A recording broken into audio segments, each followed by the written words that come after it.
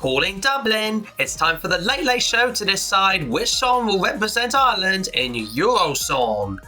As long as it's not My Lovely Horse. Roll titles.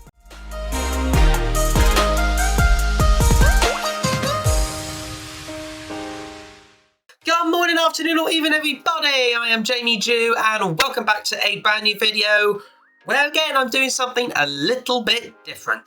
As you know, coming up this Friday is, of course, the Late Late Show Eurovision special, which, of course, will decide which particular song out of 6 entries will represent Ireland in this year's Eurovision Song Contest. And since I'm practically around the corner, I might as well review the lot of them. Yes, folks, I'm actually going to review all 6 entries that will decide which one will go to represent Ireland at Eurovision. But to save a little bit of time here and there, I'm not necessarily going to be listening to them per se because I've already listened to them. In fact, what I'm simply going to do is just tell you my thoughts on them straight away because I've written down all my thoughts on a little Word document in front of me, and yeah, I might as well just say what they are. So I hope you enjoy this because it took a bit of a while for me to think about all of this. Before I begin though, be sure to subscribe to the channel if you haven't already done so. Ring the bell to get notified about my latest videos if you have already subscribed though, so you better ring that bell. Without any further ado, let's go review each particular song, starting with, well, in no particular order, this. While the opening itself is actually pretty good, it gives you sort of a nice good beating hook in regards to it, gives you the chorus though does sound like it's sort of merging in with the verse as well. They're only like upping it a little bit in terms of like, you know, signifying that it is a chorus, but otherwise it doesn't really go anywhere much else after that. Obviously we all know that Eurovision songs tend to sort of hook you within the first minute and a half, but if it doesn't keep that hook the rest of the way, then alas, it will just be another one of them songs that will get lost. And yeah, I just feel that this is another one of them lost ones. It's almost a been there, done that, heard it all before kind of situation with this particular song. While it is a bit different in terms of the vocals in the bridge, which I like, it gives it a nice flavour, gives it a nice quirkiness. It just, for me, the rest of it just feels the same, and actually it feels like it's a long song rather than a short, normal 3-minute song. It feels longer than it does, which cannot be a good thing. If I'm going to give it a mark out of 10, which actually I'm going to do for all these particular songs, I'm being a little bit harsh here, but I've heard it all before, so I'm going to give it a rather disappointing 4 out of 10. Alas, this one is pretty much in terms of the start, the same as the previous one. That's Rich by Brooke, which cannot be a good thing. It's almost like the two songs may even cancel each other out, which, yeah, will be tricky for either one of them. The backing track, even from the start, especially when it goes into the chorus with this do-do-do-do-do-do, it just sounds like it's from the late 90s and early 2000s, and I'm like, this is 2022, not the 90s. There are reasons why those songs were popular back then, and maybe not so much these days. The lyrics themselves are cliche at best, but they are quite catchy, I'm not gonna lie. They are quite, you know, they will hook you. So, voice in my head, dee-dee-dee-dee. But it's like, again, feeling everyone like it's bright lights and everything. Yeah. Oh, it's just cliche. Do you know what? From when I first heard the song, even before the final chorus, I knew it would go to a key change, and it bloody did! But that being said, with the vocals that Brooke has got, she can hit the high bits, and as a result, when it goes to the key change, she can hit them well by the sounds of things, so it's not a bad thing. But yeah, the rest of it is just cliche, and actually even the guitar bit is only needed, especially with, you know, the solo bit before the bridge, and even like sort of after the final chorus, or during the final chorus. I think it's only like included in this particular song because it is a rather poor and cliche sounding song. While there may be relatively great cliche-ness for Eurovision, I have a feeling it might just get easily crowded out by other kind of unique songs in their genre, or any other genre for that matter, so I'm giving it a rather disappointing 3 out of 10. It's Moved by the Mamas. It just sounds like Moved by the Mamas. That's all I can say to that. Literally, Control-C, Control-V of Moved by the Mamas, which, in case you don't know, would have represented Sweden in 2020 until it got heave-hoed by you-know-what. That being said, it might be good for visuals come the night itself. They might have good, I guess, choreography kind of thing going on, I don't know. But maybe good visuals things in the background for the LED screens. Otherwise, ugh. You know what, because I do like Sweden from 2020 quite a lot, I will admit I did like that song, I will give it a slight benefit of the doubt and give it a fairly solid-ish 6 out of 10, but otherwise, oh, please stop copying other songs.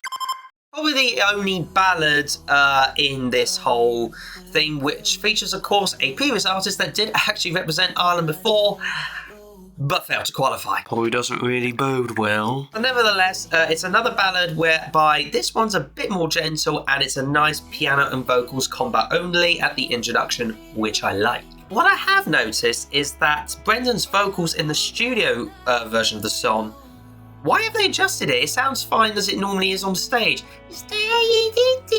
Whatever it's sounded like, I can't. Sorry for ruining that for you. I don't know about you. There were connotations sometimes in the song whereby it sounded like it was from a Bruno Mars track, like it's in a Bruno Mars ballad, which can be a good thing, I guess. So I'll leave that to interpretation for you. You got a nice sort of gentle kind of thing going on from verse 2 onwards, which actually is a nice introduction to it. Like, literally just have a simple beat with a bit of piano and his vocals. Nice combo, and obviously a little bit of background synth thing going on. Which was quite good. Including some variety in the bridge, that was really nice. And then it goes slightly cliche in the final chorus where it goes and then like really loud. It goes quiet and then loud. But, you know, it's Brendan Murray, it's probably his sort of style. Maybe I was being a bit too generous to the previous one, Ashes of Yesterday, because I feel like giving this a 6 out of 10 as well, but I'm going to up it just a little bit so it sort of stands out, so I'm going to stick another 0.5 in there and give it 6.5 out of 10. And I can do 0.5s because it's my rules and my review, so if you want it to round up to 7, then that's up to you. Quite a beaty start, but then after just half a minute, it sounds like other songs out of the rest of this list, you know, like, well, certainly the other two ones, like I'm Loving Me and That's Rich. And then I just get bored, and I can't even be bothered with this one, so yeah, the only difference is that it's got a male voice in it rather than a female one, but yeah, I can't add much else to it. Yeah, 4 out of 10, whatever, move on.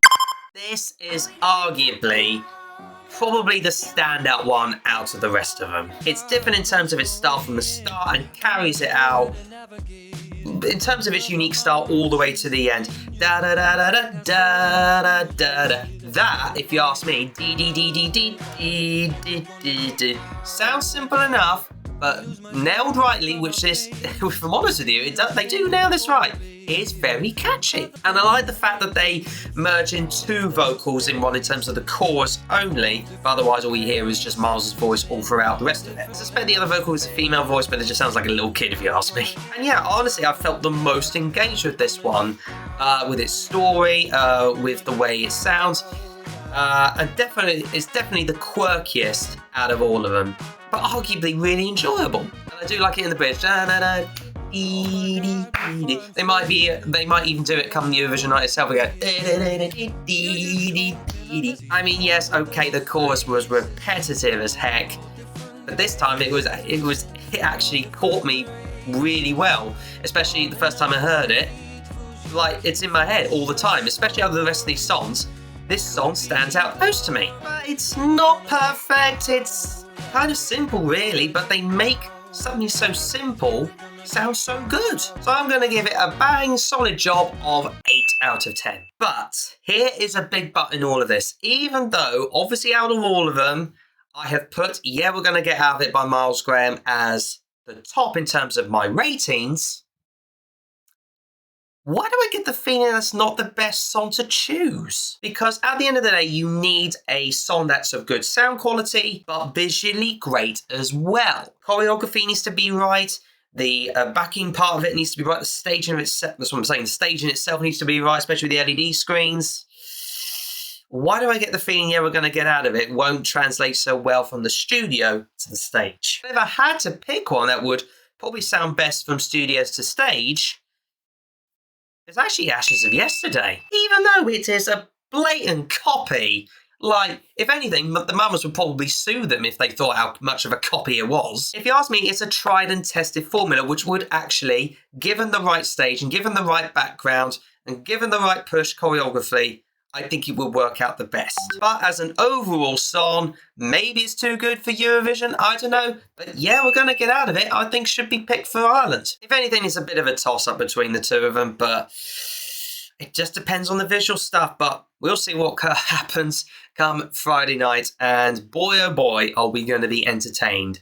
As long as there's no horses about, we're fine.